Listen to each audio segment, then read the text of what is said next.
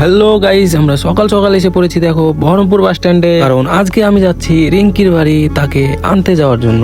So প্রথমেই টোটো করে চলে এলাম খাগড়াঘাট স্টেশন। এখানে এসে দেখি ট্রেনটা অনেকটাই লেট আছে, তাই আমি সোজা চলে এলাম আবার বাইরে এসে নিয়ে নিলাম এক কাপ চা। দুর্দান্ত ছিল চাটা, তোমরাও ট্রাই করতে পারো। সো ফাইনালি চেপে নিলাম আমরা ট্রেনে, এবং সিট না পাওয়াতে দাঁড়িয়ে বাইরের দৃশ্যগুলো উপভোগ করতে করতে ফাইনালি পৌঁছে গেলাম কাটোয়া স্টেশন। তারপরে গাইজ আমরা এখানে ঘুগনি নিয়ে নিলাম, কারণ কাটোয়াতে এসেছি এবং ঘুগনি খাইনি, এটা কোনোদিনও হয়নি। ঘুগনি খেতে খেতে কিসের একটা বাজনা শুনে আমি ডিরেক্ট বাইরে চলে এলাম, এবং বাইরে এসে দেখি এখানে হিন্দু ভাইদের কোনো একটা অনুষ্ঠান হচ্ছে।